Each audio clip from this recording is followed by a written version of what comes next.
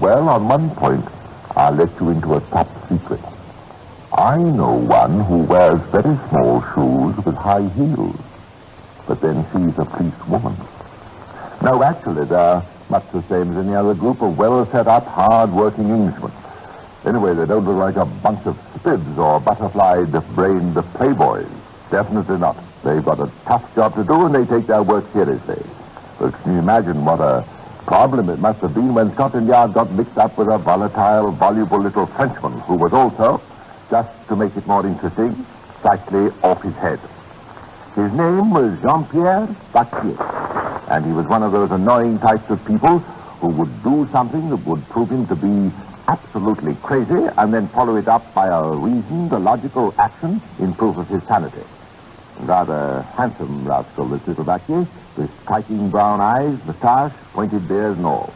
Most attractive in his typical French way. At least the ladies thought so. Particularly Mrs. Jones of Byfleet, England, who met him in a hotel in Bearditch, where she'd gone to recover from a nervous breakdown. Battalier was a wireless operator and gave concerts at the hotel using his own wireless set. Of course, this was back in the days of 1923 when broadcasting was a babe in arms, so to speak. But he was never too busy to cast a languishing eye on the ladies, and he very often got a prompt answer, as he did from Mrs. Jones. Battalier spoke little English, but did that matter? Well, as you know, the language of love is universal. Just to improve his vocabulary, Battalier bought a dictionary, and the flirtation began to flourish. In fact, he was doing very well indeed, when one day Mrs. Jones got a telegram from her husband. I'm so home, Jean-Pierre. No, ma chérie, do not leave me. I am desolate. How you say it? Heartbroken. I must leave today. No, it is too soon. You go, I come with you. Oh, goodness, no, that would never do. You forget I'm a married woman. Marry? I will the husband. Forget him. Marry me. I love you. Your English certainly has improved, Jean-Pierre. Oh, no, my holiday is over and my worries begin again. I was sorry to go, but... So, regretfully, Mrs. Jones returned to England, and the little inn at Byfleet called the Blue Anchor. Not one of those historic and picturesque inns you read about in books and which you can still find all over England on postcards. No, it was rather an ordinary country pub and hotel. Alfred Jones had bought it and was beginning to wish he hadn't. With no head for liquor and even a worse one for business, it's not altogether surprising that at this time he found himself in a spot of trouble financially. In fact, he became so worried about it that his wife had a nervous breakdown. That took the fun. It had been her own idea. Also, the love affair with Vaquier. That had been her own idea, too, and she tactfully forgot to tell her husband about it. But a few days after her return, who should turn up all of a sudden but, yes, of course, Jean-Pierre Vaquier, in person, and highly delighted with himself for having thought up what he considered in his crazy way to be a very clever, bona fide excuse for his trip to England. Now listen how he explains it all to this stupid English husband, Mr. Jones. Enfin, Monsieur Jones, I sell the machine for make saucisson. How you say saucisson? Oh, sausages, you mean? Yes, I understand a little French myself, Mr. Vaquier. Ah oui, c'est ça, saucisson, sausages. Oui, oui. Oh, you're a salesman, then? Comment? I think, Alfred, Mr. Vaquier means he wants to sell this machine he's invented. He was telling me about it before you came downstairs. Oh, he's an inventor. Inventor, oui. I make the money, be rich. Well, I wish you luck. Here, sign the register, please. Certainement. So, with bold strokes of his pen, as bold as the man himself, Vaquier signed his name in the guest book of the Blue Anchor. What with his broken English, his ever-present dictionary, and his stories of the marvelous inventions he was working on, the people at the inn enjoyed themselves immensely, poking sly fun at him, and were glad to have him around. And Mrs. Jones, was she glad to have him around? Apparently, for they took many walks together in quiet country lanes, and it was soon evident that Vaquier was deeply infatuated with her. Evidently, Mr. Jones, the husband, was not as observant as he might have been. But then, husbands never are they? Poor man, he caught a chill shortly after Vaquier arrived. And by the time he was well enough to be up and about, he had all his other worries to occupy his mind. While he'd been sick and his wife had been roaming about the countryside with her bit of old Provence, business had been going from positively shocking to absolutely ludicrous. Now, see here, Mabel. We've got to do something about these expenses. Our bills are running pretty high, you know. More than we can afford. Oh, there you go again, trying to get me all upset. okay. What do you expect me to do about it? Well, the fact is, we're pretty far in debt now. Got to face it, you know. You ought to do more serving at the bar and less drinking yourself. Well, that's got nothing to do with it. I'll have a drink or two whenever I want one. 2 drinks when you want one. You never said a truer word. More like 24, if you ask me. Well, a good landlord has got to take a nip now and again with his guests. Keep them spending money. Oh, money. Now we've started on that again. Well, it's getting serious. What about this Vaquier fella now? Well, what about him? Well, do you realize he hasn't paid us a penny for his board and lodging since he came here? Oh. Well, he says he's waiting for some money from America. He ought to be getting about £500 for his patient on his sausage machine any day now. Likely tale. I don't believe a word of it. That fellow had the nerve to come to me this morning and ask for a loan to tide him over. He did? Well, I hope you didn't give it him. No fear. I'll see the color of his money first. I suppose to Battalier it was entirely logical to try and borrow money from Mr. Jones. He owed him for food and board, so why not owe him some money as well? As a matter of fact, Battalier had already borrowed £14 from Mrs. Jones. No wonder she wasn't very keen on her husband loaning him some more money. I'm pretty sure Battalier wasn't crazy enough to believe his tales of riches to come. Actually, he was stony broke. But to maintain his fiction of being a great inventor, he had to have supplies to work with. So, presently, we find him in a chemist shop in London. Malt nitrate, oxide of tin, acetate copper, sodium acetate, iodine, chloroform. Yes, I can let you have those. Excellent. What do you need all these for? I am an inventor. I make the wireless. What? Oh, I see. But what about this perchloride of mercury? That's a poison, you know. Restricted. Poison? Yes, they're both deadly poison. Oui, I need them. You'll have to be pretty careful. In La France, I buy. Well, I suppose it must be all right. But you'll have to sign for them in the poison book. Oh, oui, I sign. Here it is. Now, if you just put your name on this list, J. Wanker. Wanker. That's your name? Oui, yes. Terry, what do you use the chloroform for? Secret. I tell you, the night I no sleep, take little fist, sleep like baby. Oh, what you foreigners won't think of. Truly a man of ingenuity, this Battalier, don't you think? And he had good reasons for restless nights. He wanted to go back to his own country, to France.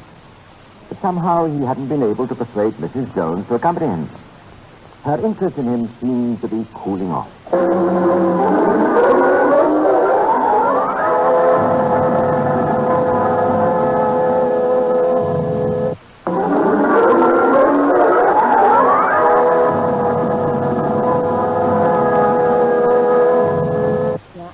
Can't stay with you. Don't ask me again. Oh, Mother, you kill me. I suffer. Oh, don't talk that nonsense. Oh, Cherie. Oh, don't be so silly. We buy a hotel for you, yes? Hotel? What do you mean? You buy. You sell blue anchor? Buy this one. I have pictures, see? La vie n'est rien. Oh, let's illustrate us. Oh, it looks nice. Oh, where is this place? Saint-Jean-de-Luz, near Biarritz, where I meet you. And it's the same, is it? Mais oui. They sell, you buy hotel, restaurant, leave husband, come with me. But my husband owns the Blue Anchor. I couldn't sell it without him knowing about it. Then he sell, we take husband with us. I love you so much, my baby. But all Vaquier's passionate pleadings were of no avail, and his vanity was hurt. To think that he, the fascinating, the captivating, clever Vaquier, he, the irresistible, could be resisted. Oh, it was monstrous. Unbelievable that she wouldn't leave her husband instantly when she knew he had told her that he loved her so passionately. Ah, well, if that was not enough, he must be subtle. He must plan.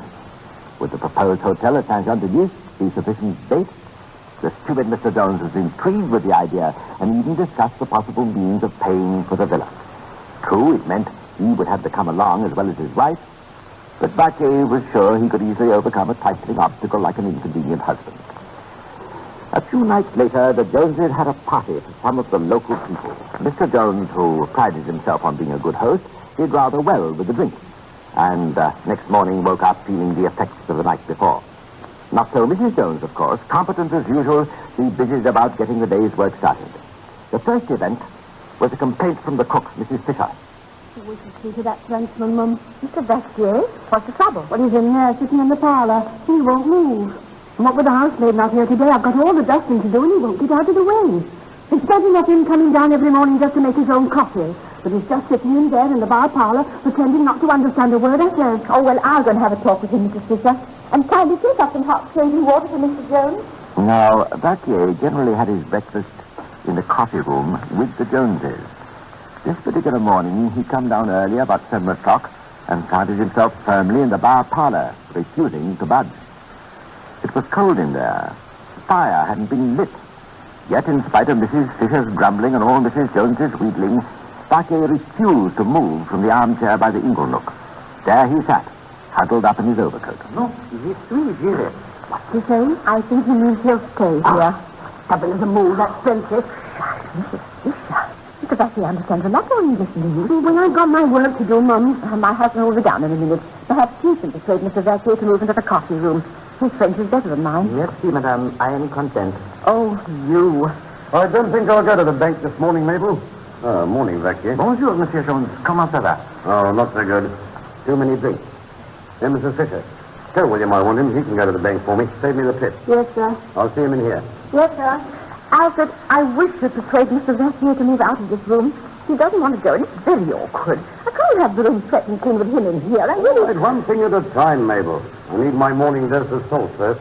My head's still a bit muzzy. There's a jug of fresh water and some clean glasses on the bar. Yes, I've got it. Where did you put those salts? I haven't touched it, Alfred. They're in the usual place on the mantelpiece. The party you enjoy, Madame Jones? Well, my husband did. I went to bed early. Yeah, what's wrong with these salts, Mabel? They don't fit properly.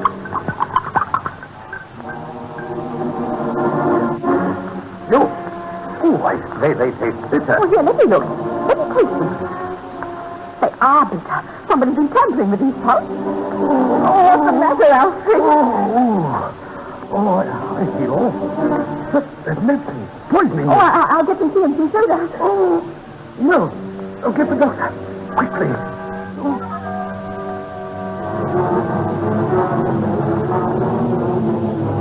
But neither the old-fashioned remedy of tea and soda, nor in the end the doctor's professional care could help him. An hour later, Alfred Jones was dead of strychnine poison.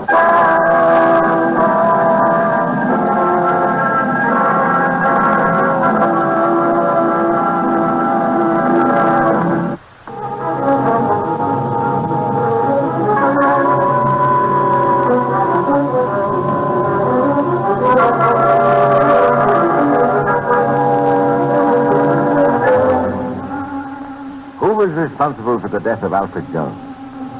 Was it his wife, Mabel? Had she finally decided to run off with a dapper little Frenchman? Or was it Battalier? Had he, in his twisted mind, decided he could persuade Mrs. Jones to come with him if her husband was out of the way? Was that why he'd been sitting in the cold parlor waiting for the moment when Mr. Jones would gulp down that innocent-looking drink of deadly poison? Mrs. Jones immediately told the doctor her suspicions about the salts in the bottle. And you say they tasted very bitter? Yes, I took some into my hand and tasted them with my fingertips. Then I wiped my tongue with a handkerchief. Where is the bottle now? I put it away in the kitchen drawer. She'll come with me. I'll show you where it is. In the kitchen? That's an odd place to put it. Well, I was a bit upset about my husband at the time, and I had the bottle still in my hand, but when I went to get her some tea and soda, I thought it might help. It might be useful in some cases, but not for strychnine. The action is too quick. And all signs of your husband's death point to strychnine poisoning. In here, Doctor. It's in this dresser drawer. Oh, yes. Here you are, Doctor. Not much left in the bottle, is there? Well, there was only about a tablespoonful. This bottle seems to have been washed out recently. Look, it's wet inside, and the salt was partially dissolved. Oh, that's odd. Do you know anything about this? Oh, no. I haven't been in the kitchen since I put it away in the drawer. Mrs. Jones, I also want the spoon and the glass your husband used. And I'm taking them, all of them, straight to the police. I should think he would. It's the logical thing to do. And Mrs. Jones quite naturally went in search of Mrs. Fisher, the cook. Mrs. Fisher, you saw me put that bottle away. Who seemed like it since? Sure, I don't know, Mum. Unless it was that Frenchman, Mr. Vaquier. Yes, it was just after the doctor came. I was cleaning the scullery, and the Frenchman came in the kitchen and said something about the doctor.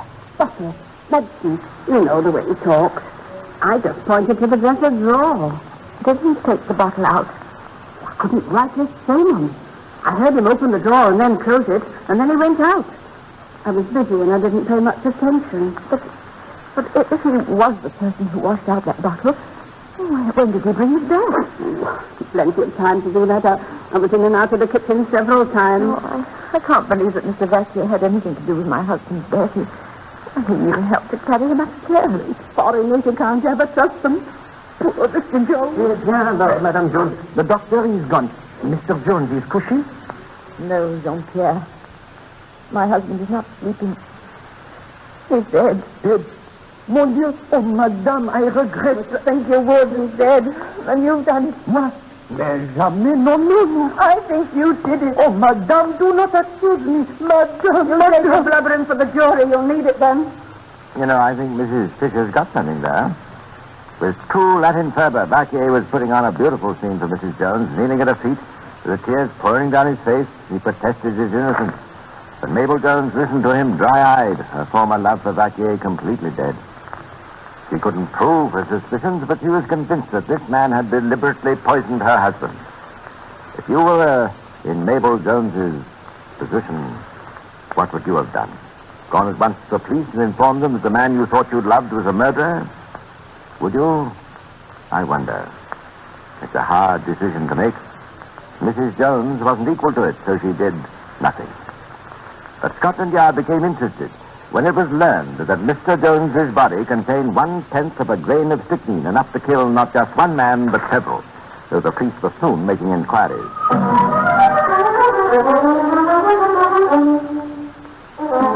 Yes, Inspector. Mr. Jones was a pretty heavy drinker. I've seen him the worst for wear several times. Yes, the froggy was with us on the party Saturday night. But he left early. About 11, I'd say.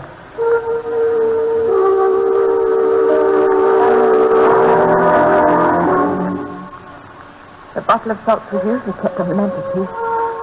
Anyone could have put the poison in. I didn't know that used to be. That's the Frenchman you want, Inspector. Mark my word. No, monsieur. I do not kill Mr. Jones. I love him so like a brother. But Mrs. Jones knew differently. Point blank, she had it out with Vaquier. You have killed my husband. Yes, Ned. I do it for you. Get out of my sight. Go away. Leave me. Oh, never forgive him.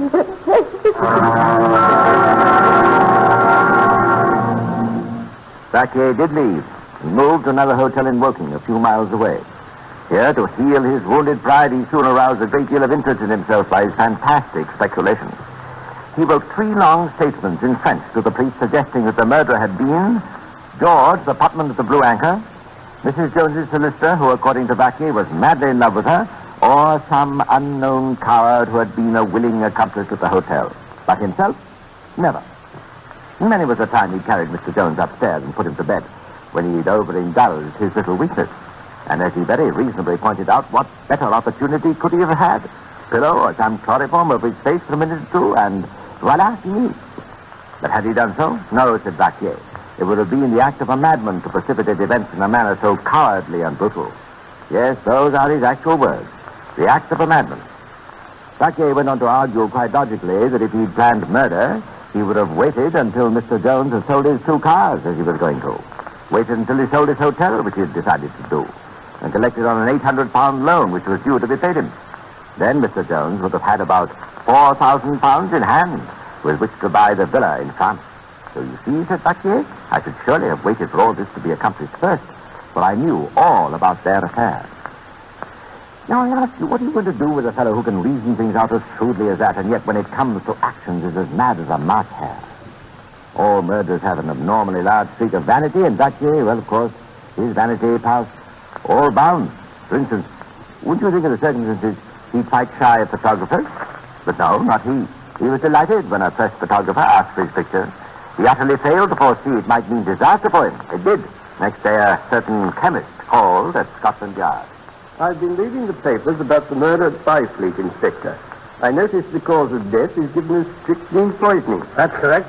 And not a very pleasant way to die, either. No, I feel very sorry for the poor chap. Have you any information about his death? Well, as a matter of fact, that's what I wanted to see you about. There was a picture in today's paper. I brought it with me. Here, this one here. Oh, yes. Seen Pierre Vaquier. He was living in the hotel at the time of the murder. I'm positive, Inspector. He's the same man who bought some strychnine from me. He did? When? About a month ago. He said he wanted it for wireless experiments. That's a new excuse for buying poison. You're sure it's the same man? Absolutely, Inspector. I'd recognize him anywhere. Well, we'll hold an identification parade and see if you can pick this man out from a crowd. As you probably know, when such a parade is held, a number of persons of the same general appearance and height and weight are brought all together in a room. Among them is a suspect or suspects. Mr. Bland, the chemist, had no trouble in picking out Vaquier. There he is, Inspector. That's the man. Bonjour, Monsieur Chemist. How are you?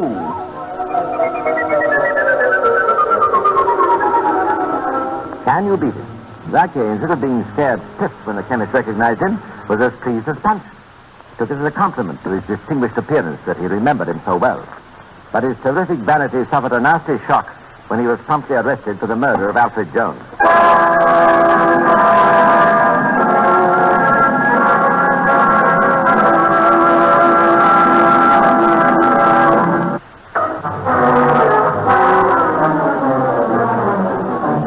The trial of Jean-Pierre Vaquier took place at Guildford, Surrey. The courtroom was a hall used generally for local dances and seemed to give the appearance of a temporary stage setting. Watching Vaquier, you would have thought him only an interested and amused spectator in an entertainment put on for his benefit. Hair and beard were always neatly brushed and perfumed with virus. Every day he wrote copious notes and kept the warders busy sharpening his pencils. As the evidence was translated to him by an interpreter, he listened attentively and made little jokes in French. When a certain Mr. Boutel, who was giving evidence, answered that by profession he was both a builder and an undertaker, Vacquier's laughing comment was, he houses them above and below ground. On the fairness of his trial, Vaquier had only one thing to say. He, the great Jean-Pierre Vaquier, was not allowed to take a greater part in the proceedings. He wasn't allowed to do all the talking. What a character. Top billing and still complaining about his part. Well, I don't suppose there would have been any change in the verdict if he had. For when he did give evidence, his stories were so fantastic they made it very easy for the learned counsel prosecuting him. His fairy tale about buying the poison was laughable. You admit, Vaquier, that you bought the strychnine? But yes, a man Yaski, the solicitor of Madame Jones. What was his name? I not know. I see him in the Blue Anchor. And this man came to you and asked you to buy him some strychnine. But yes? Do you mean to say that a man you didn't know just casually came up and asked you to buy poison for him? Oh, I see him 2-3 times. Did he give you any reason for wanting this poison? He say he have dog. Sick dog, want to kill it.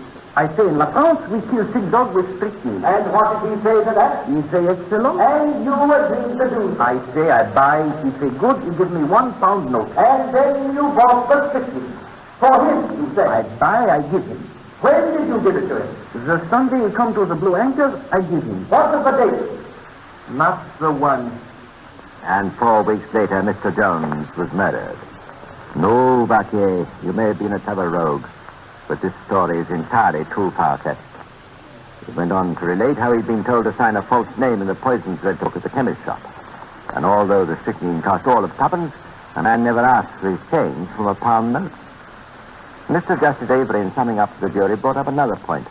What had become of the perchloride of mercury, also a deadly poison, which had been bought at the same time? Quite contrary to the chemist's evidence, Vaquier denied ever purchasing any. Perhaps, suggested his lordship, somebody else at the Blue Anchor had asked him to buy the perchloride of mercury in order to kill another dog. Perhaps Vaquier was going into the business on a wholesale basis. The jury did not take long to bring in a verdict of guilty.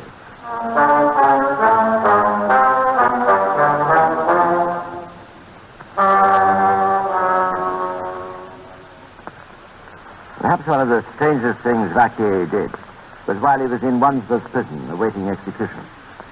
He made a statement that after the death of Alfred Jones, he'd seen a woman, either Mrs. Jones or Mrs. Fisher, the cook, he didn't know which, go to a tool shed in the garden behind the Blue Anchor.